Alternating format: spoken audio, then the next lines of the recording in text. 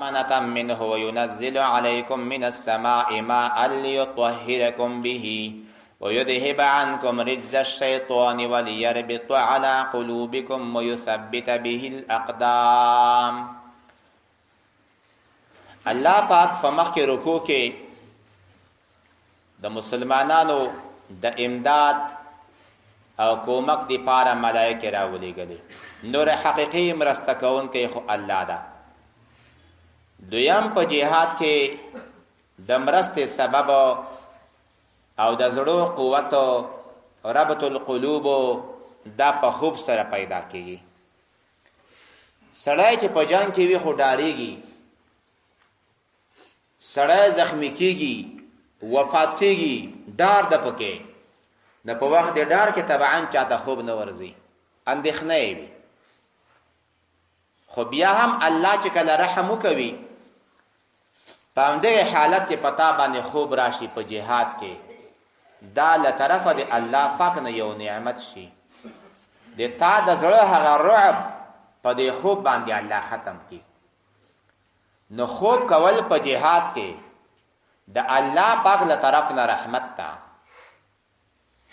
خوب کول په لمانځه کې، په تلاوت د قرآن کې، په مجلس د وعظ او ترجمه کې، دا بیا د شیطان لخوا وسوسه ده. هغه تا غافله کوي چې دا لمونځ صحیح ونه کي، دا تلاوت صحیح ونه کي، دا درس صحیح ونه وایي. د شیطان لخوا نه وسوسه وي. الله فرمایي چې کله تاسو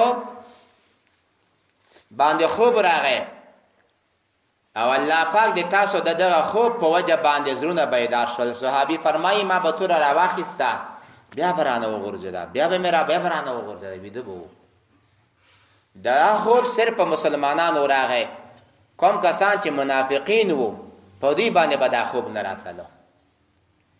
الله فرمایي دا امن و د الله طرف نه تاسو ته، او الله پاک په تاسو باران نازل کو چې تاسو په دې باندې فاق کی، تاسو د زړو وسوسه لري شي، او الله تاسو په زړو باندې ربط او مضبوطیا ولګي، او د دې په سبب د تاسو قدمونه مضبوط شي.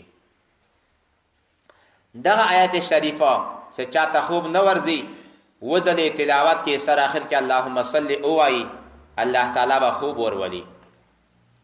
الله فرمایي هغه وخت در په یاد کا چې الله پاک ملائکو ته امر کولو چې زه تاسو سره يم په نصرت، تاسو مسلمانان مضبوط کړئ. څنګه مضبوط کو؟ یعنی مسلمان ته داسې اوایي په زړه کې ورواچوي چې نصرت الله پاک کوي، تاسو بزدل کېږئ ما بزړه کېږئ ما. مونږ به د کفارو په زړه کې رعب پیدا کو، ډار به پیدا کو. څنګه به پیدا کو؟ دا درست راځي چې کفارو ته ظاهرا مسلمانان په نظر کې دوه چنده ورغلل چې مسلمانان څومره ډیر دي اوهو، او دا کفار مسلمان ته په نظر کې کم ورغلل. الله فرمایي ملائکو ته تاسو اوایئ دا کافران فوق الاعناق. لفظ د فوقه که زائد شي نو معنا دا ده چې فوق الاعناق په خود غاړو باندې پرې کوئ، او یا دا فوق الاعناق د غاړو نه پورته په دا ککرۍ باندې وایئ، او تاسو د کفارو لاسونه مات کئ.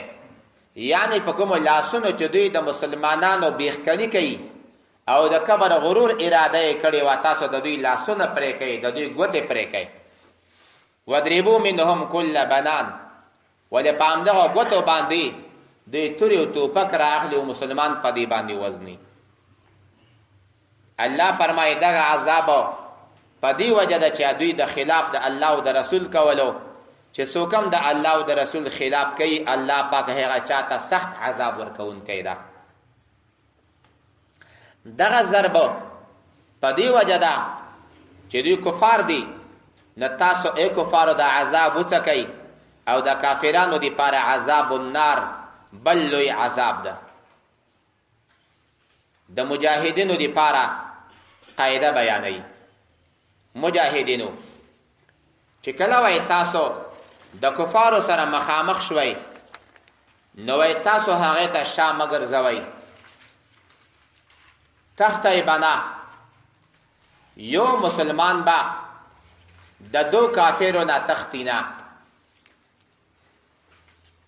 البته که یو مسلمان و تختی خو بغیر د کوم غرض نه، بغیر د کومې فایدې نه، د تیښتې په نیت باندې کافر ته شا وګرځولو، الله فرمایي په دغه کس باندې د خدای تعالی غضب او قهر ده، ګناه کبیره ده.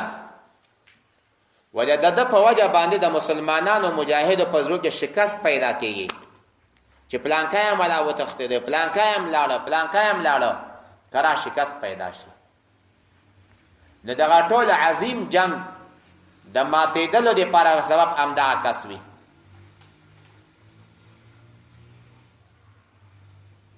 البته که په سب کې ولاړې د دې لپاره شاته راځي چې یا د نورو مجاهدو سره ځان پیوسته کوي او یا هم شاته د اسلحې د اخیستلو دپاره راځي او یا ظاهرا شاته کېږي بل ځای کې مخته کېږي، د هغه لپاره شاته شه، بیا دا کس مسیء نه بلکې محسن بللی شي، ثواب شته او ګناه نشته. الله فرمایي تاسو دا کفار نه دي وزري. ولې نه دي وزري؟ لکه دا خو د عقل سره هم بعیده ده چې هغوی ټول مصالح او تاسو یې دا اته تورې در سره به تاسو کافران وزنئ. خو دا الله پاک وزري دي. د الله په نصرت باندې الله تاسو ته کومک او امداد درکړی چې دا دومره کم مسلمانان او کمې تورې او د کفارو څټونه پرې کوئ. پیغمبره اثبات الرمیه نفی الرمیه، پیغمبره و ما رمیت اذ رمیت. معلومه ده چې پیغمبر چې دا ویشتل د شګو وکړل نو داسې رمې پیغمبر نشي کولی چې د هر چا سترګو ته یې ورسوي. خو چې پیغمبره داسې ویشتل وشول چې د کفارو سترګو ته رسېږي، دا ویشتل تا نه دي کړي. اگر چې ظاهرا دا ویشتل د تا نه راغلی دي، ولکن الله رمى بان وصله الى اعین المشرکین، چې الله ورسوله د کفارو سترګو ته. ته خو یو انسان وي، خو الله پاک دا ویشتل کامل کړل چې ان د کفارو سترګو ته ورسېدل. الله پاک تاسو عزمي، الله د تاسو د خبرو اوریدونکی، د تاسو په نیتونو باندې خبردار ذات ته.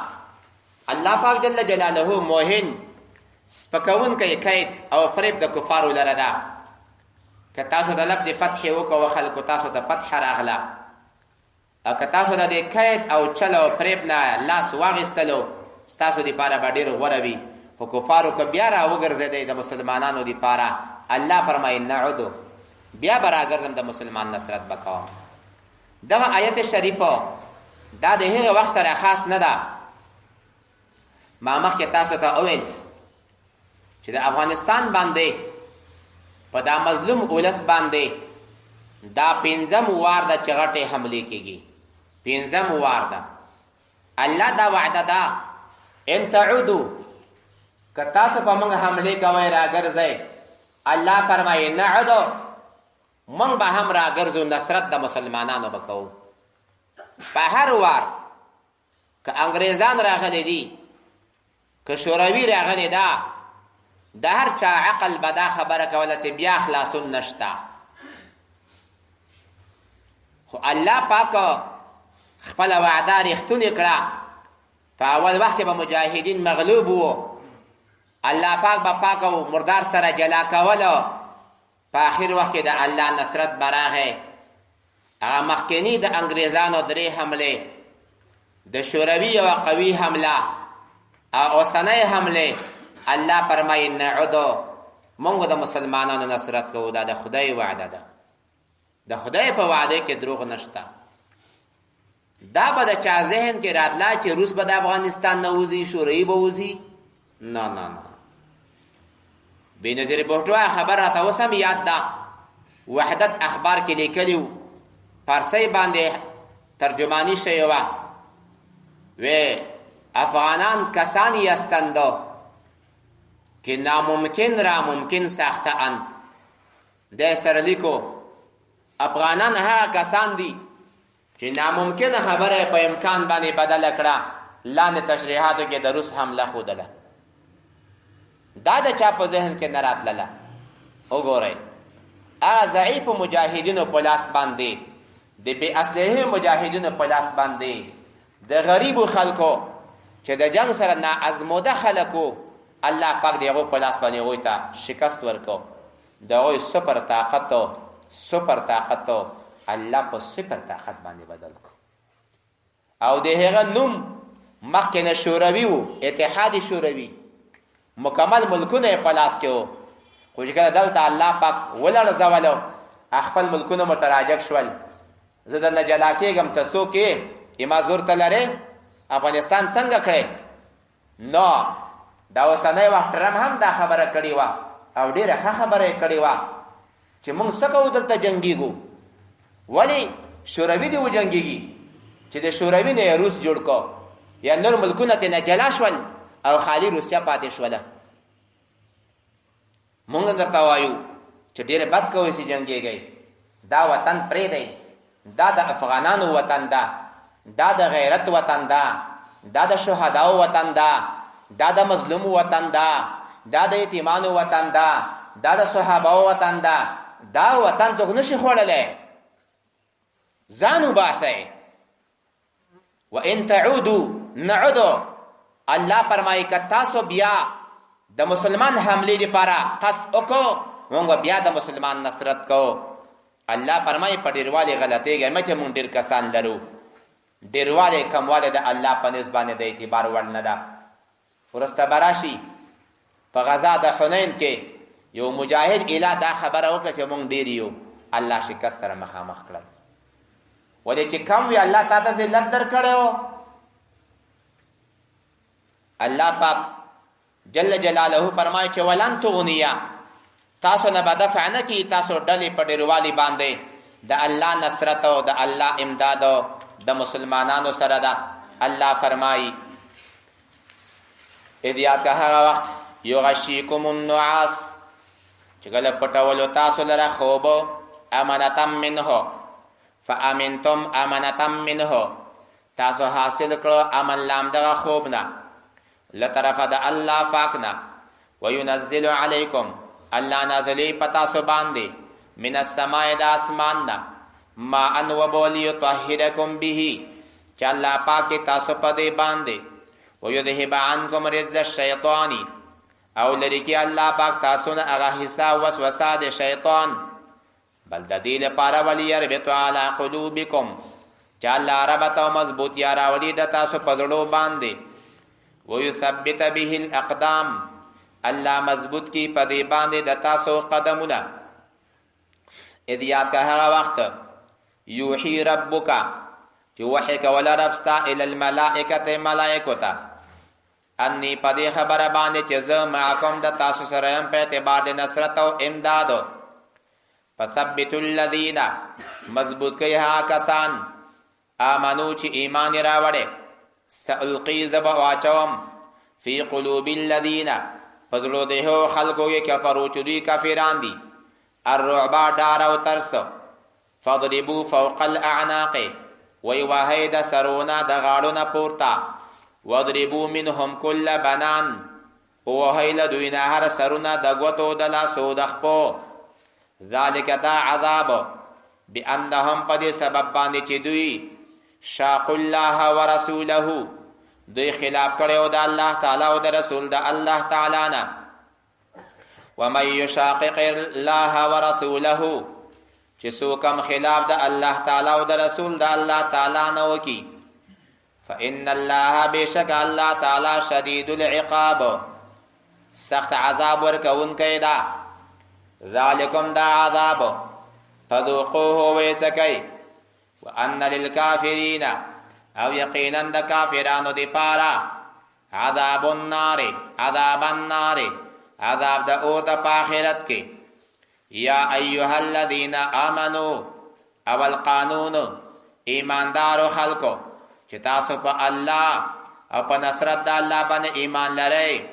اذا لقیتم الذین، چې کله تاسو ملاقات پیوسته شئ هغو کسانو سره کفرو چې دوی کافران دي په جنګ کې، زحفا یو ځای، مجتمعین وی، راجمه وی، نو فلا تولوهم الادبار، تاسو مګرځوئ دوی ته شاګانې.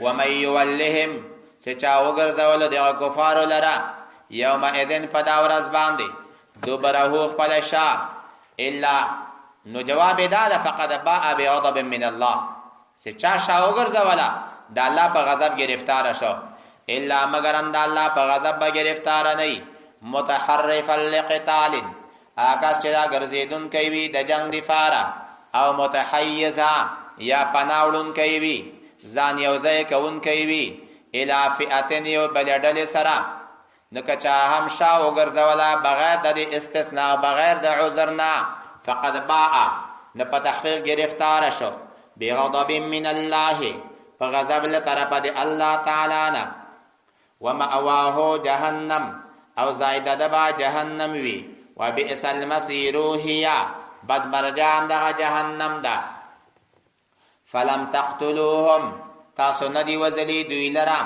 ولكن الله قتلهم لیکن الله دوی لرا وزلی دی وما رمیت تاوشتل ندی کړي په ورځ د بدر باندې اذ رمیت چې کله تا ظاهرا وشتل وکړل ولكن الله رما لیکن الله پاک وشتل وکړل بان وصله الى اعین المشرکین چې الله ورسولو سترګو د کافرانو لرا وليبلي المؤمنین بل د دې لپاره چې الله پاک وازمی مسلمانان منه لتر الله تعالی نه بلاء حسنا پازموینه نیک سره ان الله بشک الله تعالی سمیع اوریدن کیدا د دعا د تاسو او علیم خبردار په شاکر باندې الله شکر گزار بنده باندې خبردار ذات تا ذالکم دا بلا یا دا انعام وان الله بشک الله تعالی موهنوس پکون کیدا ختمون کیدا زیپون کیدا کیدل کافرین هغه تدبیر او فکر د کافرانو لرا ان تستفتحوا ای کفارو کتاسو طلب د فتح کوي د بلتون کوي نفقد جاءکم الفتح نور هغه د تاسو من کې اخلاصون راغی هغه دا چې الله محق او مبتل سره معلوم کړل فیصله راغله وان تنتهوا کتاسو من شي لجننا فهو خير لكم تاسو دی پارا زیاد غوره ده وان تعودوا کتاسو بیا راو ګرځي کیدو جنگ ته نعودو مونږ بیا راو ګرځو د نصرت دی پارا ولن تغنیا اسکله بدفعنکی عنکم د تاسو نه فئتکم د تاسو ډلې شیئاکم سو ولو کثرت اگر چې ډېر هم وي فان الله بشک الله پاک جل جلاله مع المؤمنین د الله نصرت د الله امداد د مسلمانانو سره ده ان الله مع المؤمنین بمنو اطیعوا الله ورسوله دا دویم قانون راځي چې کله هم یو مسلمان د الله دی پاره جهاد کوي نیات ساته مجاهده اطیعوا الله د الله خبره اومنه د الله پاک اطاعت وکوي د الله پاک د رسول خبره اومنه تاسو د الله او د رسول د اطاعت نه مخ ماړوي مجاهده دا سمکهګه لکه خلق لکه هغه منافقین چې خبره اوري او عمل نه پی کوي او عمل نه پی کوي یقینا بدترین د توابو پنځ د الله تعالی باندې هغه ګونګ او کان دي چې د الله خبره باندې عمل نه کوي ک الله پاک په دوی کې خیر ظاهر کړي وي خو ډیر بخوي او دوی ته خبر ور اورول وي په طریقه د قبولیت باندې او که دوی دا خبره اوریدلې هم وي نو دوی به اعراض کړي وي د دوی عادت هم دغه اعراض کول دي ایماندارو خلکو درېمه قاعده راغله په دویمه قاعده کې او فرمایل چې تاسو د الله او د رسول اطاعت وکوئ د الله او د رسول اطاعت نه وځئ ما داسې نه چې خبره اورئ او عمل نه پې کوئ درېمه قاعده راغله ایماندارو خلکو د الله او د رسول حکم ومنئ چې کله تاسو را وبولي د هغه څه لپاره چې دایمي ژوند الله پاک د هغې په ذریعه تاسو ته درکوي صحابي په لمانځه باندې ولاړو رسول الله ورته آواز کوي لمونځ ختم کو ورغی یا رسول الله په لمانځه باندې ومه رسول الله ورته فرمایي ولې الله نه دي ویلي چې د الله او د رسول خبره زر ومنئ ورشئ مسئله هم دا ده چې پیغمبر کله چاته آواز وکړي اگر چې سړی فرضي مانځ باندې وي هم بیا به هم د لمونځ ماتوي او رسول الله ته به ورځي. او یا قول دا ده چې بیخي د لمونځ ماتېږي نه، ځکه د لمونځ هم د الله دپاره ده او دا ورتګ هم د الله تعالی دپاره ده. خو یا لمونځ مات یا نه ماته مابین د لمانځه کې به پیغمبر ته ورځي. دغه اطاعت واجب او ضروري ده. او که د هغې نه علاوه چې ضرورت وي بیا هم د لمانځه ماتول جایز دي. یو ماشوم د روان ده کوهي ته غورځي، یو ړوند ده کوهي ته غورځېږي، څوک نه لري، د تا دپاره مونځ ماتول جایز دي. لاړ شه اول هغو ته لاره وښیه، هغې نه بعد په لمانځه باندې ودرېږه. الله فرمایي خدای تعالی جل جلاله مابین د سړیو په زړه کې یوه فرده واچوي او الله پاک ته تاسو ټول جمع کېږئ. د هغې فتنې نه ویرېږئ چې صرف هغه به ظالم ته نه رسېږي. یعنی ترک امر بالمعروف دا یوه فتنه ده. نو اوس چې هر کله ته امر بالمعروف پرېښودلو او خلک ګناهونه جرمونه کوي ته د هغه د مخنیوي کوشش نه کوي، اوس که د الله عذاب راځي نو صرف هغو کسانو نه راځي چې ناروا اعمال کوي، دا په مسلمانانو باندې هم راځي. حدیث شریف ده، رسول الله صلی الله علیه وسلم فرمایي لتأمرن بالمعروف ولتنهون عن المنکر. خامخا به تاسو امر بالمعروف کوئ او نهی عن المنکر به کوئ، او یا به تاسو باندې الله پاک مخکې له مرګه په تاسو باندې عذاب راولي. د امر بالمعروف خو داسې مثال ده لکه یو چت یو کشتۍ دوه چتونه ولري، لکه لاندې چت والا تاسو پرېږدئ چې کشتۍ سروی کې یو ځان ته اوبه راواخلي، تاسو دواړه به هلاک وئ. خو که تاسو د هغوی لاسنیوی وکړه چې نه پروا نه کوي، موږ تکلیف برداشت کوو، پاس راځئ اوبه موږ درړو، خو تاسې سروی کوئ ما، نو هم یې ځان ته نجات ورکړه هم یې هغو ته نجات ورکړه. نو مراد د دې نه یا خو د دې فتنې نه هغه امر بالمعروف پرېښودل دي چې که تاسو پرېښودل بیا به عذاب په ټولو باندې راځي. دویم قول دا چې مراد د فتنې نه ترک الجهاد ده. تاسو ترک جهاد مه کوئ. که ترک جهاد مو وکړلو بیا چې د الله عذاب راځي که نه په ټولو باندې راځي. بیا دا نه راځي چې پلانکي خو ترک الجهاد نه کولو پلانکي کولو، نه د الله عذاب د الله شکست او یا غلامی زندگی یا خپل حریت خرڅولو یا خپل عزت بایللو دا بیا په ټولو باندې راځي. جهاد خو د تاسو لپاره حریت ده، د تاسو لپاره انسانیت ده، د تاسو لپاره خپل واکمني ده. که دا شی په دنیا کې نه وای تمام مسلمانان به غلامان وای، ښځې به د خلکو مینځې وای، خپله ځمکه به د خپله نه وه، خپل کور به د خپل نه و، خپل ناموس به د خپل نه و، خپل موټر به د خپل نه و. الله فرمایي داسې فتنې نه ځان وساتئ چې تاسو هغه ترک الجهاد وکوئ. الله فرمایي هغه وخت در په یاد کوئ چې تاسو کم خلک وئ او تاسو یېرېدئ چې خلک به مونږ د خپو نه لاندې کړي، مونږ به وتښتئ. الله تاسو سره امداد وکړ، الله د تاسو نصرت وکړو او الله پاک پاکیزه روزي غنیمتونه تاسو ته نصیب کړل د دې لپاره چې تاسو د الله پاک شکر ادا کړئ. دریمه قاعده څلورمه قاعده راغله، مجاهدینو مسلمانانو د الله سره خیانت مه کوئ، د رسول سره خیانت مه کوئ، یعنی خپل راز پټ ساتئ. حضرت رسول الله صلی الله علیه وسلم وفات کېږي، بیبي فاطمه الزهرا رضی الله تعالی عنها غوږ ورنږدې کو، ویې ژړل، بیا یې غوږ ورنږدې کو، ویې خندله. عایشه رضی الله تعالی عنها پوښتنه کوي، ای زما لورکۍ تا ته رسول الله څه وویل؟ وایي ما کنت لافشی سر رسول الله صلی الله علیه وسلم، زه داسې نه یم چې د رسول الله سر ښکاره کم تاسو ته. خو پس د وفاتو د رسول الله صلی الله علیه وسلم نه فاطمه الزهرا هغه فرمایي چې ما اول ځل غوږ ورته نږدې کو، نو ما ته یې وفرمیلو چې وروسته چې زه به وفات شم او ته به یتیمه پاتې شې. نو ما وخندل، ما وژړل، د ما نه آه او سلګۍ ووتله چې رسول الله زما خفګان ولیدلو. نو ما ته وایي بیا بچی غوږ رانږدې که، چې ما بیا غوږ ورنږدې کړ، نو ما ته یې وفرمیل چې زما په کورنۍ کې به اول لحوقا بي، اول چې له ما سره پیوسته کېږي وفاتېږي هغه به ته یې. فضحکتو، ما وخندل لوجه د ملاقاتو د خپل بابا جان د رسول الله صلی الله علیه وسلم نه. سر ده راز به افشا کوي نه. په دې ځای کې هم ابو لبابه رضی الله تعالی عنه دا بني قریظه ته ورغی.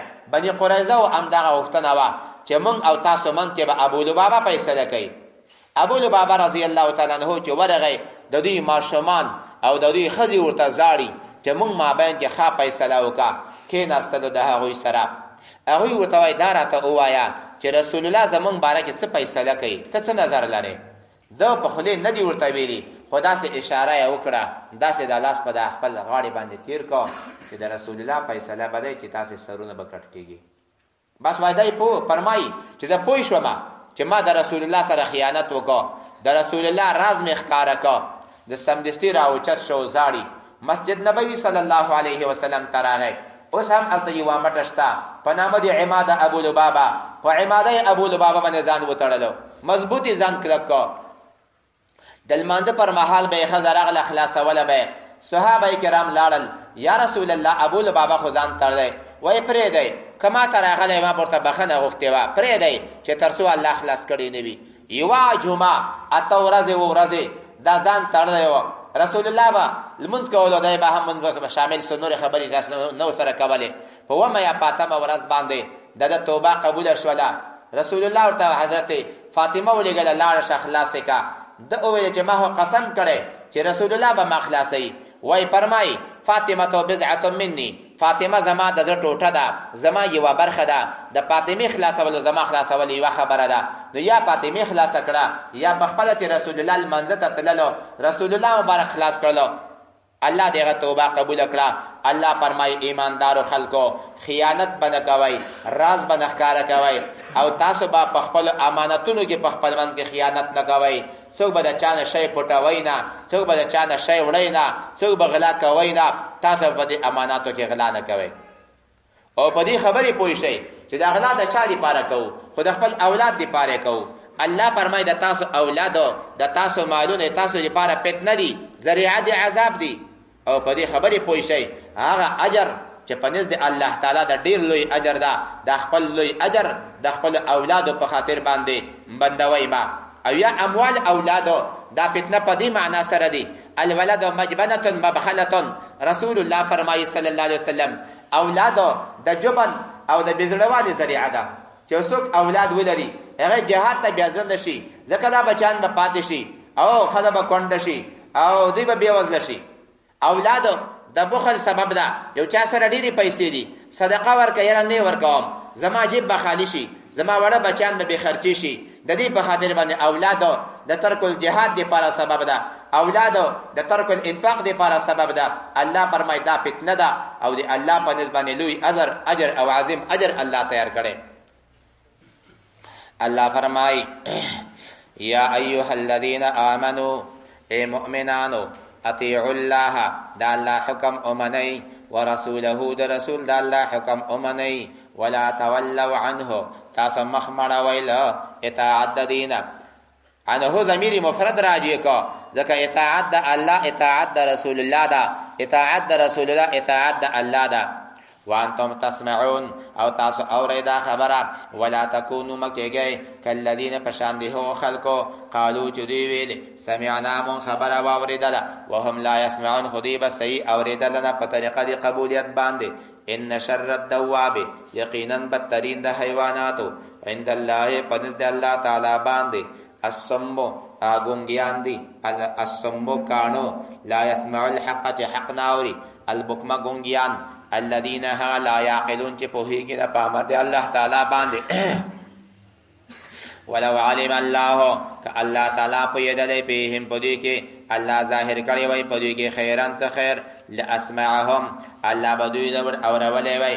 ولو اسمعهم که الله دوی ته خبره ور اورولی وی لتولوا دوی به بیا هم مخ ګرځولی وی وهم معرضون او دوی به اعراض کوونکي وی. د دوی عادت اعراض ده، د الله د حکم نه مخ اړول دي. یا ایها الذین آمنو ای مؤمنانو استجیبوا لله تاسو قبول کړئ د الله تعالی دعوت وللرسول پیغمبر لره بقبول ما سمعتم من الكتاب والسنه اذا دعاکم چې کله تاسو وبولي لما د هغه څه لپاره یحییکم چې الله تاسو ژوندي کوي د هغې په ذریعې سره چې علم ده او نورانیت د قرآن ده. وعلمو پوه شئ په دا خبره باندې ان الله بشک الله فاق يحول يوقع الحيلولة واقع کوي فردا بین المرء ما بین د سړي کې وقلبه ما بین د زړه د هغه کې وانه خبر دادا الیه د الله تعالی ته تحشرون تاسو باټول را جمع کړئ شئ فیجازیکم باعمالکم الله به تاسو د جزا د خپل اعمال موافق درکئ واتقوا ويريږئ فتنه د عذاب نه لا تصيبن الذين چې بنرسي نه برسيږي هغو کسانو ته ظلمو چې دې ظلم کړی بترک الاستجابت منکم له تاسو نه خاصتا یوازې بل تعم بلکې د الله عذاب به عام وي واعلموا پوه شئ په دې خبره باندې ان الله شدید العقاب الله پاک سخت عذاب ورکولو والا ده واذکروا یاد کئ اذا هغه وخت انتم چې تاسو قلیلون کم وای مستضعفون فی الارض ضعیف ګڼل شوی په مخ د ځمکې باندې تخافون تاسو یریدئ د دې خبرې نه ان یتخطفکم الناس چې وبه تختوي تاسو لره خلک تاسو په تیزۍ باندې ونیسي فآواکم تاسو تیزۍ درکو په مدینې کې وایدکم بنصره الله تاسو مضبوط کړی په خپل نصرت او امداد باندې ورزقکم من الطیبات الله تاسو ته روزي درکړه پاکیزه او غنائمونه لعلکم تشکرون لپاره د دې چې تاسو شکر د الله پاک ادا کړئ بالنصر وترک الخیانه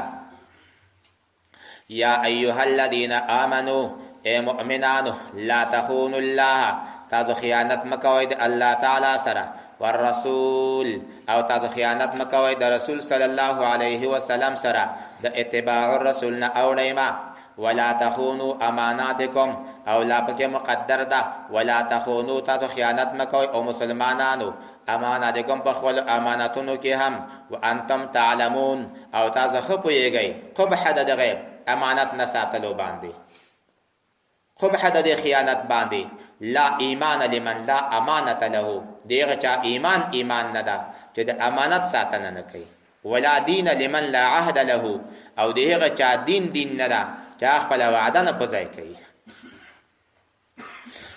وان الله وانتم تعلمون واعلموا پوه شئ په دا خبره باندې انما اموالکم چې تاسو مالونه و اولادکم د تاسو اولادونه فتنه دا فتنه دی دا ذریعه دی عذاب دی وان الله بشک الله فاق عنده پنځ د باندې اجر عظیم لوی اجر دی الله پنځ باندې تاسو دی پارشتا دی چا ترک ظلم او خیانت دا کچې تاسو ترک ظلم او ترک خیانت وکړه دین امنو دا یو بل قاعده راغله په مخکې کې هم الله پاک جل جلاله د اصلاح د مسلمانانو بیان وکړو او په دې کې هم د اصلاح د غازیانو الله پاک حکم بیانوي ایماندارو خلکو اول دا چې د الله نه ویریږئ چې الله نه څنګه ویریدئ الله به د تاسو د دښمن منځ کې بیلتون راولي څومره خبره ده چې کله هم انسان د الله نه ویریدلو بیا به کافر په زړه کې رعب او ډار پیدا شي هغه به له تا نه یریږي خو چې هر کله ته د الله نه یریږې نو که ډېر دبدبه ولرې هم په کافر باندې به ستا اثر غورځي نه بیا به کافر له تا نه یریږي نه نو اول شرط دا ده چې مسلمانه اول اتقوا الله د الله نه ویریږئ الله به د تاسو د کافر په منځ کې بیلتون راولي یعنی په قول په عمل په مشابهت په رنګ او په روت کې د کفارو هیڅ قسم مشابهت مکوئ چې کله تاسو مشابهت ونه کو اوس به د الله پاک نصرت راځي اوس به د الله امداد راځي اوس به د الله تعالی جل جلاله پنځه کو بندگانو کې تاسو داخل وئ نن چې دا مسلمانان د قسمه ناورین سره مخامخ د خو وجه دادا چې په مسلمان کې تقوا را نغله مسلمان کې د الله نه یره را نغله په مسلمان کې کامل خوف را نغی او الله به تاسو نه ګناهونه لري کوي الله پاک به تاسو ګناهونه معاف کوي الله پاک د لوی فضل خاوند پیغمبر یاد کا هغه وخت اذ يمكر بك الذين كفروا ليثبتوك او يقتلوك او يخرجوك حضرت رسول الله صلی الله علیه وسلم په مکه معظمه کې د کفارو د ضرر نه تنګ شو. د دې له وجې نه بعض صحابه کرامو هغه لاړل حبشو ته او بعض صحابه کرامو هغه راغلل مدینه منوره ته. خو رسول الله صلی الله علیه وسلم تعالی هم د هجرت اجازت نه ده شوی. صدیق رضی الله تعالی عنہ هجرت کولو. رسول الله فرمایي ته مزه امید درم چې زما اوستا هجرت په یو ځای باندې وشي. له هغه وخت نه ابوبکر صدیق یو دوه دانې اوښې واخیستلې ښه واښې ورکول چې د هجرت قابل شي. په مکه معظمه کې مشران کې ناستل، دارالندوه میټینګ هال کې کې ناستلو. په دې ځای کې په ختمولو د رسول الله صلی الله علیه وسلم باندې رای او نظر اخلي. په دې وخت کې دوی ناستی، یو سپینګری سړی راغی. دا سپینګری هم شیطان ده. وایي تاسو کې چې زمون خاصه مشورې ته راغلی، وایي زه د نجد د قوم مشر یم او د تاسو د مشورې نه خبر شوم، نو ما غوښتل چې په دې کې زه هم تاسو سره برخه واخلم او داسې نظر درکم چې هغه نظر ډېر مثبت پایله ولري، چې ډېر ښه د راشه کښېنئ. اوس هر څوک نظر وایي. یو نظر دا وایي ابوالبختري چې زه خو داسې وایم چې دا محمد صلی الله علیه وسلم به ونیسو، په یوه کوټه کې یې بند کو، دومره سوری به ورته پرېږدو، له هغې نه به لږه لږه مړۍ وراچوو، نور څوک راتلی شي نه ورته چې ورسره وغږېږي، دعوت به یې ځای په ځای ختم شي او بالاخره به خپله په دې ځای کې هلاک شي. شیخ نجدي ورته وایي دا کومه رایه نه ده، دا خو شیطان د رزیل پیژني، دا کومه رایه نه ده. ځکه وایي دا دومره حلو الکلام ده او دومره عجیبه اثرات پکې شته دي چې دا دیوالونه به هم لاره ورکي، دی به اوځي. دومره هم دا کفار پوهېدل. دویم کس وایي زما نظر خدا ده چې رسول الله صلی الله علیه وسلم ونیسو، په یو اوښې باندې وتړو، لاسونه او خپې، او بیا یې پرېږدو چې لاړ شي، د ساحې نه به یې لرې کو، بیابان ته به یې ورسوو، د نجات ځای به یې وینه، د لوږې و د تندې نه به هلاک شي، ځان به خلاصوی شي نه، اخر به هلاک شي. شیخ نجدي ورته وایي دا هم کومه رایه نه ده. دا دومره عجیب انسان ده چې په لاره کې به حیوانات او زمریان او نور څه راځي دی به خلاصوي. نو رزیلانو دومره هم پوهېدی. وایي ښه بیا څه وکړو؟ ابوجهل ته وایي ته څه وایې؟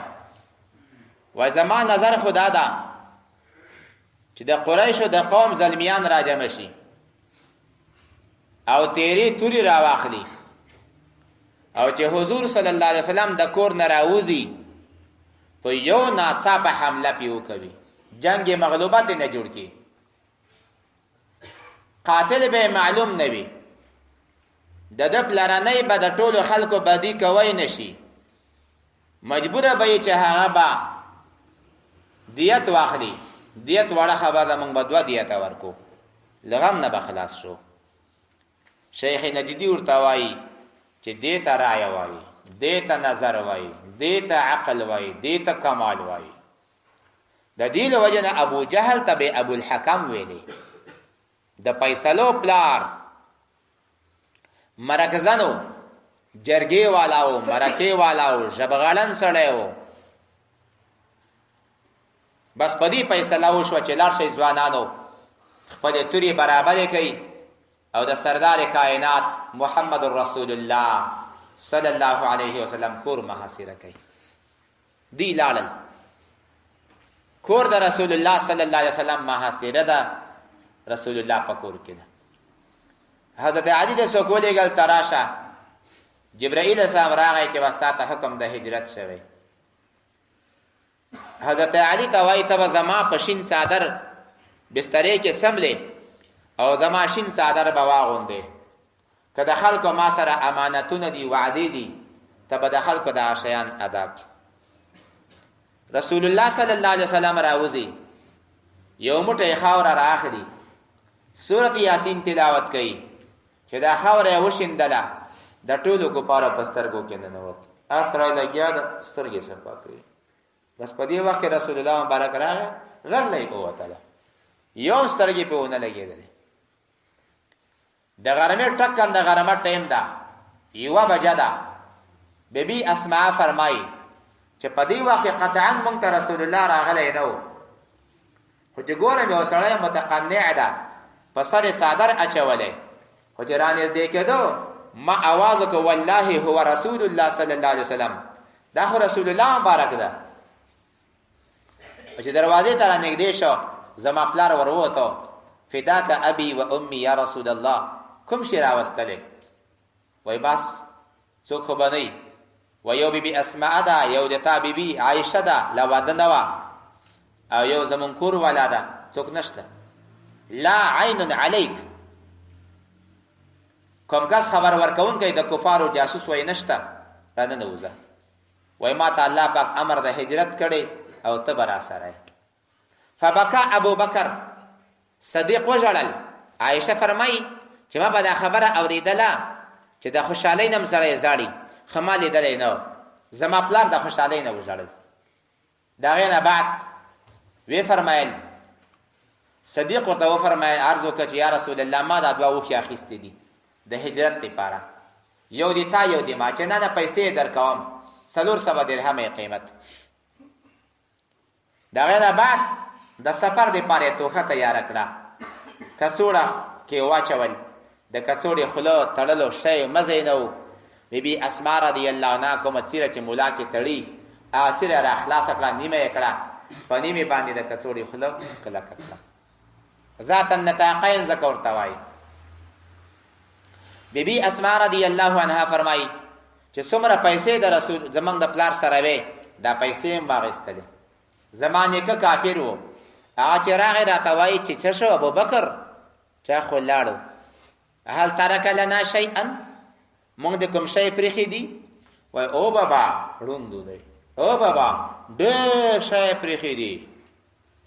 خو دی وایي چې زما د قسم په خدای وي چې مونږ د کور کې هېڅ شی هم نه و پرېښی، حب د الله او حب د رسول پاتې و، خو ما دغه نیکه ته تسلي ورکوله، شګې مې راواخیستلې، د کوټې په کونج کې مې په رنډې کې تاو کړې، هلته مې کېښودې. نو مخکې 2 روپۍ وې، د نیکه لاس مې ونیولو چې بابا ته وګوره دومره دغه شړنګېږي، وایي که یې پرېښې وي خو ښه به وي.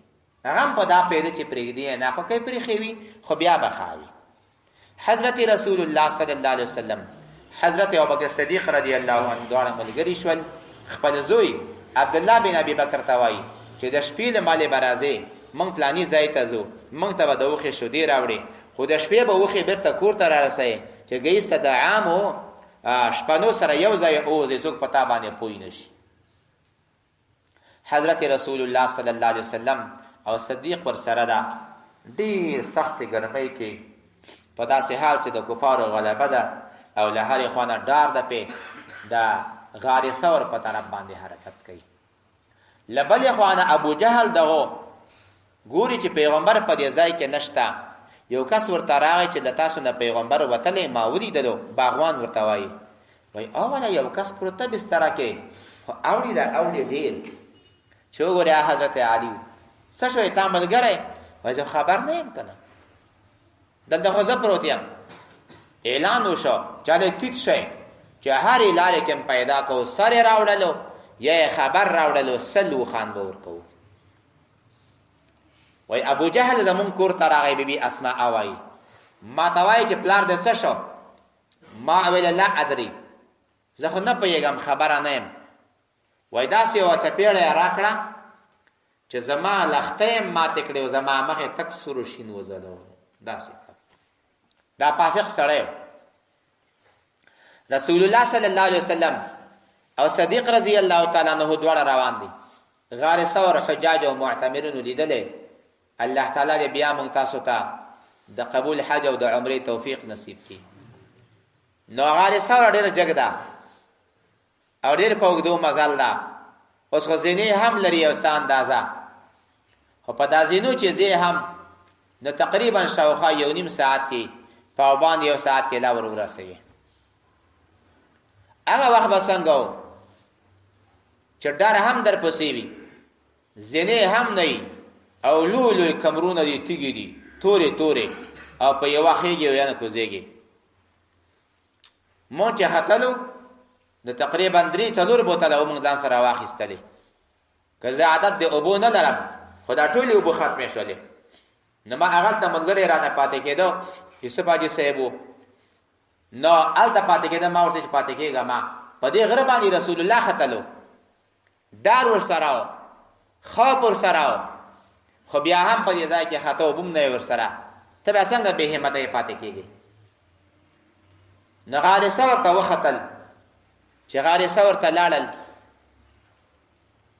دې غار ته چې وی کتل، په دې غار کې د حیواناتو آوازو چټلي وه. صدیق ورته عرض کوي یا رسول الله ته لږ ودرېږه، زه دې غار ته کوزېږم، که خامخا په دې کې ضرري شی سمدستي حمله کوي ما ته دې ورسېږي، تا ته دې ونه رسېږي. دی چې ورکوز شو نو غواړي دا سوري بند کړي، سوري یې بند کړل. یو څه اندازه خپل لنګ را واخیسته، څادر یې را واخیسته، دا یې پرې پرې کول، دا سوري یې بندول. 2 سوري پاتې شول. هغې ته خپلې پوندې ورکړې. رسول الله صلی الله علیه وسلم ته عرض کوي انزل یا رسول الله، راکوز شه. چې رسول الله ورکوز شو صلی الله علیه وسلم، غار کې تیاره ده. اوس الله پاک په دا مخ د رسول الله په اندازې باندې یوه ونه شنه کړه، هغه د شجرة الراح وایي، او کفتره راغله د دې غار په دا مستقیمه اندازه باندې لاندې اگۍ وکړي. عنکبوت راغی، غڼی راغی، له پاسه د غار په خولې باندې جال واچولو. د دین خدمت الله د کفترې نم اخلي، د دین خدمت الله د ضعیف عنکبوت او د غڼې نم الله خدمت اخلي، د ونې نم الله د دین خدمت اخلي. کفار راغلل، قدم شناسان خلق موجودو، قدمونه یې پیژندل. قدم شناس ورته وایي چې ته دې ځای پورې د غار خولې پورې خو دا قدمونه راغلي دي، خو له دې نه وروسته زه هم پوهېږم نه چې چېرته به لاړ وي. وایي غار کې به وي. چې غار ته یې وکتل چې نه دا خو کفترې هګۍ دي، دا مخکینی غار ده، او دا غڼې تارونه پکې اچولي، دا مخکینی غار ده. که دې کې کوز شوي وای دا به پرې شوي وای، هګۍ به ماتې وای. صدیق رضی الله تعالی عنه وژړل. ولې ژاړې؟ وای یا رسول الله د کفارو قدمونه وینم، که دوی ښکته راوګوري مونږ به وویني، په ځان نه یریږم په تا یریږم. رسول الله فرمایي لا تحزن ان الله معنا، د الله پاک نصرت، د الله پاک امداد زمون سره ده، یریږه ما. صدیق رضی الله تعالی عنہ چې لاندې شو، رسول الله مبارک ستړی ده، خپې مبارکې تڼاکې شوي دي، د حضرت صدیق رضی الله عنه په ورانه باندې سر کې ایښودلو، ویده شو. دلته مخکې نه مارانو یوه خبره اورېدلې ده چې د آخر زمانې پیغمبر به دې غار ته راځي. په حقیقت د روایتو باندې الله خبردار ده، خو تر 400 کلو پورې روایتونه راځي چې دغه مارانو به یو بل ته ویلي چې وفات کېدل به چې په دې غار کې به د آخر زمانې پیغمبر حضرت محمد رسول الله صلی الله علیه وسلم راځي. نو دغه مار راغی، 18 کاله انتظار یې کړی، روزانه د دې غار طواف کوي چې په دا ورځ د غار ته دا مار راتللو، نه ګوري نور سوري بند شوي دي او 200 ته پوندې ورغلي دي. د دغه مار سره عشق د رسول الله صلی الله علیه وسلم و مینه د رسول الله صلی الله علیه وسلم و بل لار د وتلو ونه د صدیق رضی الله عنه د خپې سینې مبارکې د ټک ورکړلو خو سره د هغې نه صدیق رضی الله خپل خپا خوروي نه بل ټک ورکوي بل ټک ورکوي ځان خوروي نه خو درد پې زیات شو سوی پې زیات شو ناڅاپه یې بې اختیاره اوښکې د سترګو مبارکو نه په مخ مبارک د رسول الله باندې تویې شوې حضرت رسول الله صلی الله علیه وسلم راویښ شو زما ملګریا اخر ولې ژاړې کوم شی وژړولی فداک ابي و امي یا رسول الله زما د مور و پلار له تا نه زار وي لدغت الحیه مار اوچیچلم خپه مبارکه یې را دې خواته کړه فتفل فیه رسول الله صلی الله علیه وسلم ای پکې لاړې تو کړې درد مرد او سوی په قرار شو حتی چې صدیق رضی الله عنه کله وفات کېږي د خلافت د بعدم اثر د دغه زهرو پکې ښکاره شو ما ته شهیده د همدې زهرو د وجې نه په شهادت باندې ورسېدلو د هغې نه بعد دغه مار وی رؤیت د رسول الله صلی الله علیه وسلم وکړ مخ مبارک ته یې وکتل او نوره بېرته مار لاړو هغه ارمان یې الله په ځای کړ په دې غار کې درې شپې رسول الله صلی الله علیه وسلم کوي راوتی نشي شاوخوا وطن محاصره ده کفار پکې تت شوي دي د دوشنبې په ورځ ده پنجشنبې په مازدیګر باندې رسول الله صلی الله علیه وسلم او حضرت صدیق دې غار ته ورغلي دي درې شپې په دې ځای کې وکړې څلورمه ورځ باندې د دوشنبې په شپه باندې حضرت رسول الله صلی الله علیه وسلم او صدیق د دې غار نه وځي چې د دې غار نه وځي یو دلیل او رهنما ورسره ده اوس روان شو د مکې معظمې نه مدینې منورې ته ځي خو چې لږ مزل یې وکړ د مکې منارې ته نه پناه کېدلې د کعبې شریفې منارې ته نه پناه کېدلې شاته یې وکتل ویې ژړل ای زما وطنه ای کعبې ما خو ته پرېښودلې نه ته خو زما د پلار او زما د نیکه او زما د مورکۍ ځای یې ته خو زما د ولادت زما د پیدایش ځای یې خو دې کفارو پرې نه ښودم له تا نه روان یمه جبرائیل علیه السلام ورته راغی ان الذي فرض عليك القرآن لرادك الى معاد هغه ذات چې پتا قرآن نازل کړي الله به تا بیرته راګرځوي دغه ځای ته الله به تا د فتح درکوي الله به غلبه درکوي الله به نصرت درکوي بیرته به دې ځای ته راشي د خپل وطن محبت د خپل وطن مینه دا هم د غیرت او د ایمان یوه برخه ده حب وطن از ملک سلیمان بهتر خار وطن از سنبل و ریحان بهتر یوسف که به مصر بادشاهی می کرد می گفت گدا بودن کنعان بهتر یوسف علیه السلام که په مصر کې بادشاه هم و خو ویل به چې خدایا په خپل وطن کې د گدا وای گدا بودن کنعان بهتر رسول الله صلی الله علیه وسلم او صدیق رضی الله عنهما روان شول په لاره کې ګرځي د ورځې لمانځه زیاتره مزل نه کوي په داسې وخت کې مزل کوي چې خلک په دې لاره کې نه وي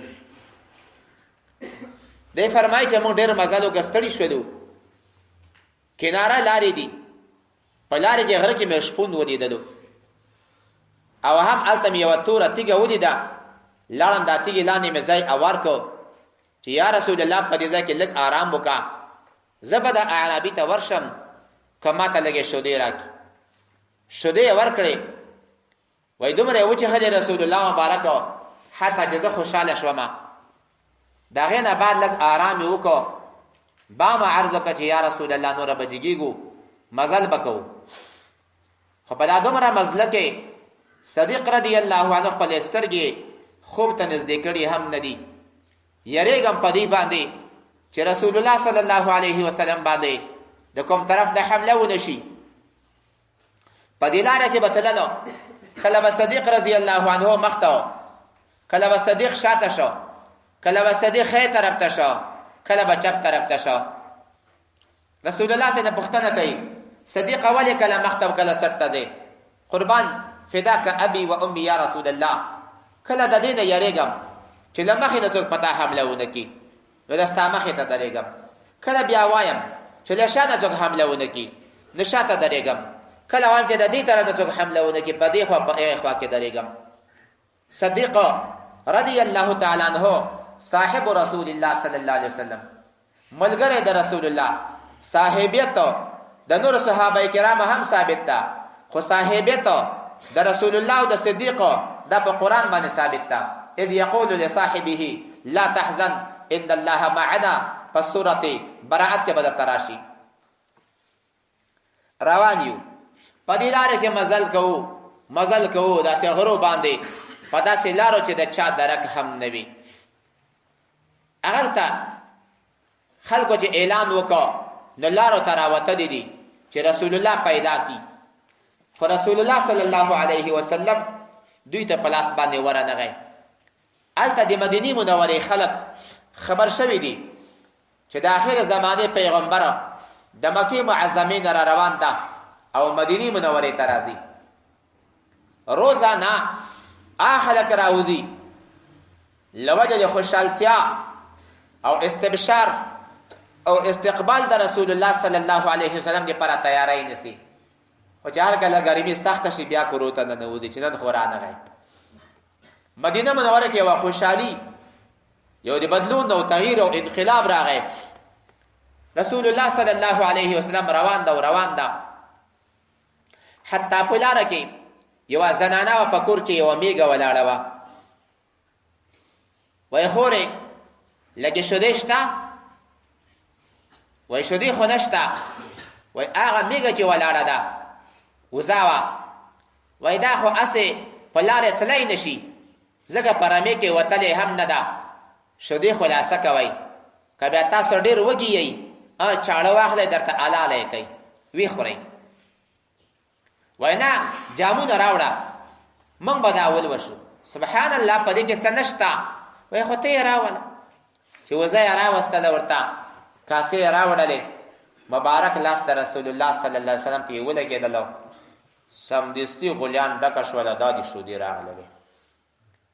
چې په دا کور کې څومره لوښي وو، د اوبو لوښي یې ورته د شیدو نه ډک کړل. در واخلې. ښځه حیرانه شوه، کله یې مخ ته ګوري، کله یې سترګو ته ګوري، کله یې خولې ته ګوري، کله یې خبرو ته ګوري، کله یې قدمو ته ګوري.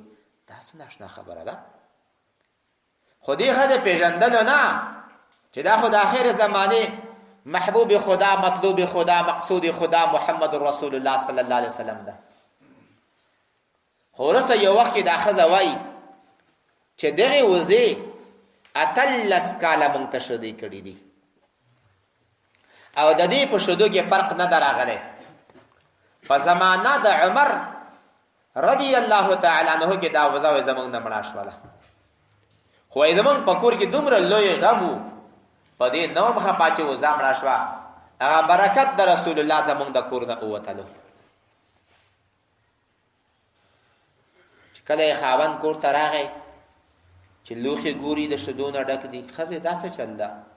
ای سړیه ته خو کښېنه که نه یو ځل، چې تا داسې لیدلی وی یو ښایسته رنګی سړی راغی، ښایسته محجبین و، ښایسته رنګ والا و، او چې خبرې به یې کولې غاښونه به یې داسې ځلېدل لکه په شپه کې چې پړکه وشي، چې خبرې به یې کولې ملغلرې وې.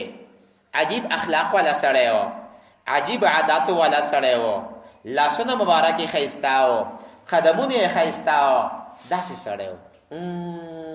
یاره اعلان شوی چې د آخر زمانې پیغمبره اخا قریشو دا لار د مدینې منورې ته کېدی شي هغه دلته راغلی وي. دی پوه شو کاش کې زه وی او کاش کې ما د خدمت کړی وی، خو نه وشوه. روان شول، په لاره کې روان دي د مکې معظمې نه د دوشنبې په ورځ باندې د غار ثور نه راوتلی دي. اوس سه شنبه، چهارشنبه، پنجشنبه، جمعه، هفته، یکشنبه په اومه ورځ باندې دی مدینې منورې ته داخلېږي. په 5 تاریخ د ربیع الاول باندې د مکې معظمې د غار ثور نه راوتلی دي. په 12 تاریخ د ربیع الاول باندې د دوشنبې په ورځ باندې مدینې منورې ته داخلېږي. په لاره کې صحابي ورغی، مخې ته ورغی، څوکې بوریده برد الله امرنا، الله زمونږ خبره سړه کړه. په دې لارې کې ګوري سراقه بن مالک ده. سراقه بن مالک د قوم مشر ده. منځه ورته راغله، مېلمانه ورسره ناست دي. د ساحل او دریاب په غاړه باندې 2 سړي روان دي. هسې نه چې همدا د قریشو والا سړی وي. لوی انعام اعلان شوی، دا کسان ونیسه. وایي زه یارېږم د مېلمانه به څه راته ووایي، خو ته په بدې دروازې باندې اس ماته وباسه، زه به دوی ته ووایم چې قضای حاجت ته وځمه، زه به درشم. په اس باندې سپور شو. صدیق وایي چې دا اس دومره رانږدې شو چې نور غشي سره رسېدل. ما شاته وکتل، په ژړا شوم، یا رسول الله را ورسېدل، دا طلب د مونږ نسی. رسول الله فرمایي ته غم مه کوه. په دې وخت کې د دې اس دا دواړه مخکې خپې په ځمکه ننوتلې. سړی کوز شو، آواز کوي خبردار خیر دعا وکوئ، بیا داسې نه کوم، دعا راته وکوئ. دعا ورته وکړه، بیا اس راوختلو. خو دنیا بد شی ده، بیا پسې روان شول. چې بیا روان شو، بیا چې نږدې شو، بیا یې خپې ننوتلې. بیا وایي دعا راته وکوئ، خیر بیا داسې نه کوم. په 3م ځل باندې بیا دعا ورته کوي، بیا روان شو. چې بیا نږدې شو، 4 واړه خپې په ځمکه ننوتلې. دی ورته وایي چې بس نوره مې توبه ده، زما تاسو سره وعده ده چې په دې شا کې څومره کسان راځي، ورته وایم چې له ما نه تاسو تیز رفتاره نه یئ، دا ټوله لاره ما کتلې ده، په دې لار کې پیغمبر د خدای نه دی راغلی. خلک به واپس کوم، خو دعا راته وکړه. دعا ورته وکړه، هسې راوختلو او خط یې ورته ولیکلو چې دې نه بعد به نه زه د چا امداد کوم د تا په مقابله کې، او ته به هم ما وزنې نه.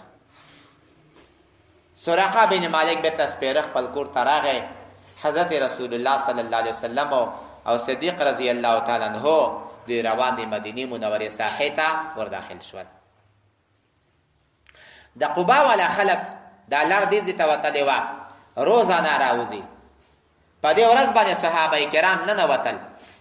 یو یهودی خپل چت ته وختلو چې لارې نه ګوري د غرو په منځ کې یو نور را روان ده، یو رڼا راځي، 2 کسان دي. یهودی بی اختیار آواز کوي چرته یې و خلکو الې راوځئ چې تاسو د چا انتظار کولو، د کوم نیازبین میلمه په انتظار باندې وئ، هغه میلمه راورسېدلو. چې تاسو لیدلې وئ چې د کورونه دا ښځې تښتي، دا ماشومان تښتي، دا سپینګیري دا ځوانان تښتي. او دا خلاصه کوي چې د ډېرې خوشحالۍ د وجې نه زنانه ځان سره دریا واخیستله. سب دا زنانه ودرېدلې، سب سړي ودرېدلو، او نور خدا محمد رسول الله صلی الله علیه وسلم د مدینې منورې د مسجد قبا طرف ته راورسېدو. دا زنانه وې شوقا دریا وایي او آواز کوي طلع البدر علينا من ثنيات الوداع، طلع البدر علينا من ثنيات الوداع، وجب الشكر علينا ما دعا لله داع. أيها المبعوث فينا، أيها المبعوث فينا، جئت بالأمر المطاع، نحن جواري من بني نجار، نحن جواري من بني نجار، یا حبذا محمد من جارین. سردار کونین محمد رسول منځ کې ننوتلو، خلکو استقبال ورته وکړو او د مسجد قبا شاته واړول. صحابه کرامو مړی انتظام برابر کړه. د هغې نه بعد په دې ځای کې 14 شپې وکړلې. د مسجد قبا اساس او بنیاد کېښودلو. په خپله به رسول الله صلی الله علیه وسلم تیږې راوړلې او لګولې به. اولین جمعات علی وجه الارض بعد ظهور الاسلام هغه جمعات دا مسجد قبا ده. د هغې نه بعد د هغې متعلق آیت هم راغی: لمسجد اسس على التقوى من اول يوم احق ان تقوم فيه رجال يحبون ان يتطهروا والله يحب المطهرين.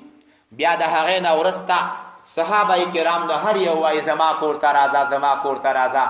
رسول الله فرمایي دعوها فانها مأموره.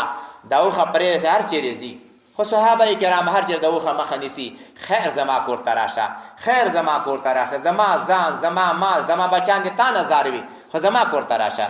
اوښه پرېږدئ. اوښه روانه ده روانه ده روانه دا مدینې منورې مرکز ته را ورسېده. هغلته د حضرت ابو ایوب انصاري رضی الله تعالی عنه کور و. اوښه په خپله ډایرکټ دې کور ته ننوتله.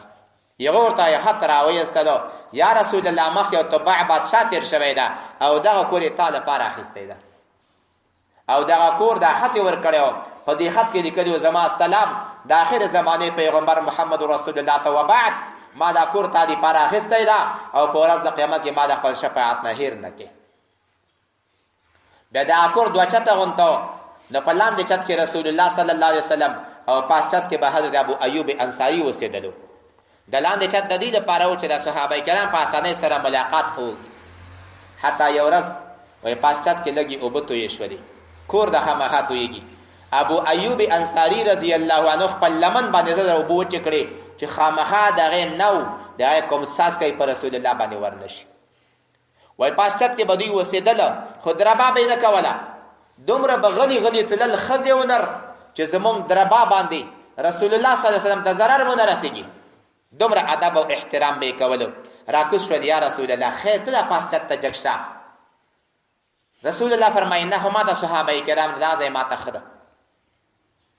سره د هغې نه خوراک به یې کولو او بیا به رسول الله صلی الله علیه وسلم مخکې دغه سره ولېږلو. یوه عجیبه ګزاره ابو ایوب انصاري رضی الله تعالی رسول الله صلی الله علیه وسلم سره کولو. د هغې نه بعد د مسجد نبوي صلی الله علیه وسلم بنیاد او اساس شروع شو. په دې ځای کې د کفارو قبرونه و، بعضې ونې او کندې وې، دا ځمکه یې واخیستله او په دې ځای کې د مسجد نبوي صلی الله علیه وسلم بنیاد شروع کو. او په هغه څنګ کې یوه سپا جوړه کړله.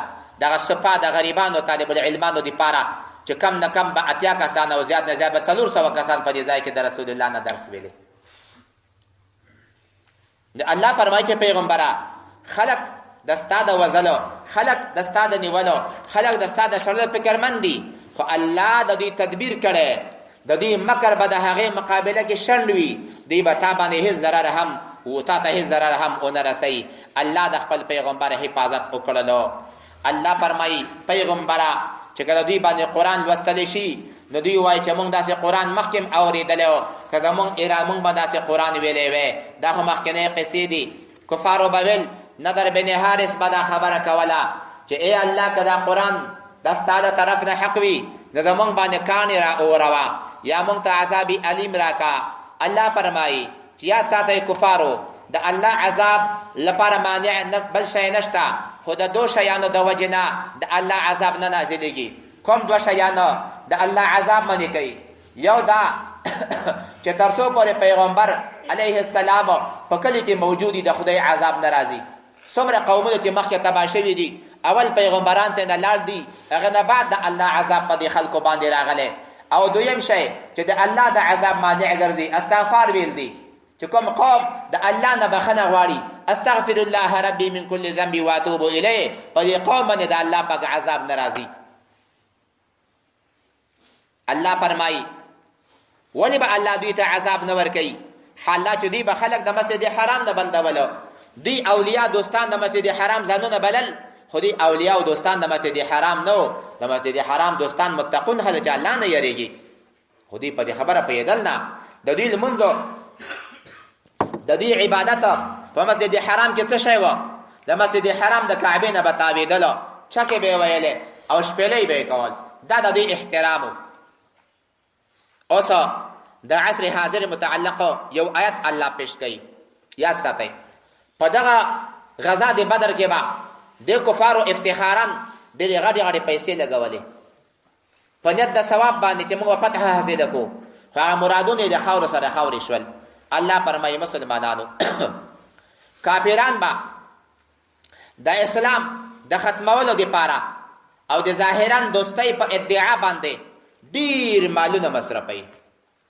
موجوده حالاتو کې تاسو وینئ چې کفار په مسلمانانو څومره مصارف کوي. اوس تاسو وګورئ په دې هر کور کې الحمدلله شمسۍ شته که نشته ورونو؟ شته که نشته؟ داسې کس په دا مجلس کې نه وي چې دا چا کور کې شمسي نه وي، خو دا اوس لګیا دي بیا د کورو د یوه شمسي وایي بټري ورکوي. د څه لپاره یې ورکوي؟ یو تلویزیون سره ورکوي، تلویزیون ورکوي، ویسیار ورکوي، ښکرۍ ورکوي چې دا خلک وګوري دا شیان. ولې دا شیان د لپاره به څوک پیسې لري نه، یا به پلار نه ورکوي یا به ورور نه ورکوي، نو دغه د اوس دلیل برابر شو چې تا نه پیسې نه غواړم، نه یې تلویزیون پیسې در نه غواړم، نه یې بټرۍ، نه دې شمسۍ، دا د په خپله هر شی کور ته راغلي دي، خپل یې غږوم خبرونه پکې اورمه. دا کفار دي. همدا مصرف د دې لپاره کوي لیصدوا عن سبیل الله، چې مسلمان د الله د لارې نه ختم کړي، مسلمان لرې کړي د الله د لارې. د دې یوازې غرض او هدف همدا ده چې مسلمان ګمراه کړي. تاسو نه ګورئ دوی کله د پی آر ټي والا چې د پیسې مصرفوي نه کله ته راشي چې میټینګ هال جوړ کړي، میټینګ هال، بیا میټینګ هال یا دیوالونه پې ووایي عباس دیوالونه هغه ورته وایي چې دا به مدرسه جوړه کړو، چې نه نه نه مدرسې به نه جوړوئ، مدرسو نه موږ دومره لرې تښتو لکه دا ځای د الله کور، مدرسې به نه جوړوئ. ښه تشنابونه جوړوو، پې جوړې کوئ، تشنابونه جوړ کړئ، بیت الخلا یې جوړې کړئ، خو جومات به نه جوړوئ. خو زمونږ خلک بیا څه کوي، غریبان ذلیله خلک چې میټینګ هال والا جوړ کړي په دې منځ کې غټه ورسۍ ورکړې وي چې کله انجینر راشي پاسې کې چې دا بس صحیح شو، صحیح جوړ ده، چې انجینر بیرته بازار ته رسېږي ورسۍ یې لرې کړي، بیا یې محراب پکې جوړ کړي. دا د ښایسته جومات الله راکړه. الله ښایسته جومات نه در کړی، دا جومات نه ده. کافر په خپله نارې وي زه جومات نه جوړوم، الله وایي کافر جومات نه جوړوي، پیغمبر وایي کافر جومات نه جوړوي، خو زمونږ مذهب مسلمان وایي ولا جومات هم جوړ کړو. دا د فساد مرکز ده. دا جومات چېرته ده؟ کافر هم غلطه یې، ځان هم غلطه یې. الله فرمایي چې کافران د خپل مالونه مصرفوي د څه لپاره؟ لیصدوا عن سبیل الله، چې خلک د الله د لارې نه ګمراه کړي. خو الله څه فرمایي؟ ډېر ښه بشارت ده، وایي دوی به دغه نفقې بندوي نه، که ته یې نه غواړې هم درکوي یې، که ته یې نه غواړې هم درکوي به یې. فسینفقونها، دوی به دا مال مصرفوي مصرفوي مصرفوي مصرفوي د اسلام د بهکنۍ دپاره، د مسلمان د اختلاف دپاره، د مسلمان د بېدینۍ دپاره، خو وروسته به پښیمانه شي. ولې؟ هدف ته به نه رسېږي. دا موبایلونه تاسو وګورئ، دا په خارج کې قیمته وي، د دې چې خالي مصرف وګورئ چې بازار کې یو میخکۍ خراب سلګون درنه اخلي، لیکن مکمل موبایل 1.5 روپۍ ده، ټچ ده که ټچ ده په 1.5 روپۍ ده. دا ولې؟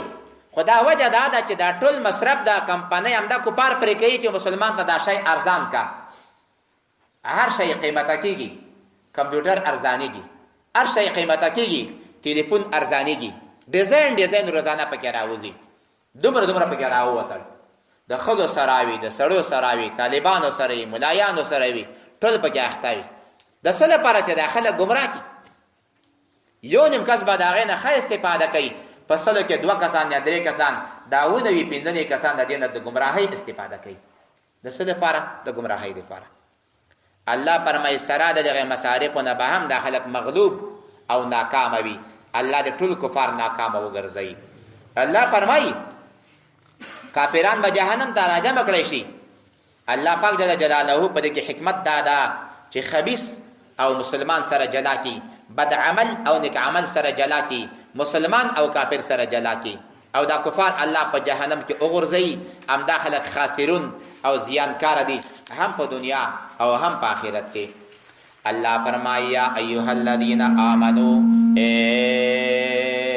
مؤمنانو ان تتقوا الله که تاسو د الله تعالی نه ویریدئ یجعل لکم الله به وګرځوي تاسو دپاره فرقانا د بیلتون ورځ جداوالی ما بین د تاسو د کفارو کې ویکفر عنکم الله به لرې کړي له تاسو نه سیئاتکم د تاسو ګناهونه واړه ویغفر لکم الله به معاف کړي د تاسو دوی ګناهونه والله بشک والله الله پاکه ذو الفضل العظیم خاوند لوی فضل دا یو د لوی فضل نه دا چې نجات د محمد رسول الله صلی الله علیه وسلم دا. ازیاد که هغه وخت یمکرو بکا چې مکر او چل کولو فریب او حمله کوله بکا پتا باندې الذین کفروا کم کسان چې کافرانو د څه لپاره لیثبتوکا چې تا بندي کې ثابت تا پریدي او یقتلوکا یا تا مړ کی پیغمبره شهید لیکي او یخرجوکا یا تا اوباسی د دې وطن نه ویمکرونا د مکر او چل کولو ویمکر الله الله مکر کول الله خو مکر نه کوي معنا الله پاک دفع د مکر د دوی کوي د دې مکر الله دفع کوي. والله خیر الماکرین الله تعالی غوره مدبر او تدبیر کوونکی د دفع د مکر د کفارو ده. و اذا تتلى عليهم چغل اولوسل شي په دوی باندې آیاتنا زمون آیاتنا نقالو دی وای قد سمعنا په تحقیق سره مون خبره واوریدله لو نشاو که زمون اراده وای لقلنا مون قبل وای مثل هذا په مثل د دې باندې ان هذا نددا الا اساطير الاولين مگر هم دا قصې مخکې دی. و اذا که هغه وخت قالو چې دوی به ویلې اللهم ای خدایا ان کان هذا کو وی دغه قرآن هو الحق دا ثابت وي من عندك دستا له طرفنا فامطر علينا اور ومن باندې حجاره من السماء کانی له طرفه د اسماننا او اتنا یا من تراکا راتګ وکوا بعذاب الیم په عذاب درناک سره. وما كان الله ند الله تعالی ليعذبهم چې الله دوی ته عذاب ورکي وانت فيهم او حال چې ته په دوی کې یې. وما كان الله ند الله تعالی معذبهم دوی ته عذاب ورکوونکی وهم يستغفرون او دوی بخنه غواړي د الله تعالی جل جلاله نه. وما لهم سددوی لرا الله يعذبهم الله چې الله پاک به دوی ته عذاب نه ورکي حال دادا وهم او دوی یصدونا دی خلق بندوی یا مسلمانان بندوی عن المسجد الحرام د مسجد حرام نا د توافنا وما كانوا اولیاءه نو دوی دوستان د مسجد حرام ان اولیاءه نو دوی دوستان د مسجد حرام الا المتقون مگرم خلق دی چې دی الله نه یریدون کی خلق دی. ولكن اکثرهم لا يعلمون لیکن زیاتره خلق په خپل فساد باندې پوهیږي نه هغه ته اصلاح وای. وما كان صلاتهم نو المندوی عند المسجد وما كان صلاتهم عند البيت او نو د دوی المنذ یا د دوی عبادت په نزد بیت الله شریف باندې الا مکاء مگر شپېلې وي وتصدیه او چکه به ویلې فذوقوا تاسو چکه و خلقو العذاب عذاب لرا بما په سبب باندې کنتم چې وای تاسو تکفرون کافران کېدئ. ان الذين يقينها كسانا كفروا دي كافران دي ينفقون مصرفيبا اموال خپل مالونه د سل لپاره ليسدو دي خلق باندې عن سبيل الله د الله پاک د لارې نه فسينفقونها زردي بد مالونه مصرفي سره د دینه هم ثم تكون عليهم حسره یا بشي په دې باندې پیغمانتیا ثم يغلبون یا بد خلق مغلوب کړی شي. والذین آکسانو کفروا چدی کافران دی الى جهنم تبا یحشرون راجم کړي شي د سلفارا لیمیز الله الخبیث چې الله پاک جلا کی الخبیث خبیث کافر من الطیب د مسلمان نه هغه منافق سره د مسلمان نه جلا کی ويجعل الخبيث الله وګرځي عمل خبيث بعده على بعض بعض فبعض نور باندې فيركمه نور جمع کی جميعا ټول یو ځای کی فيجعله نبي ګرځي فی جهنم په دوزخ کې اولئک دا هم الخاسرون اولئک دا کسان هم امدوی الخاسرون دوی زیانکار دي هم په دنیا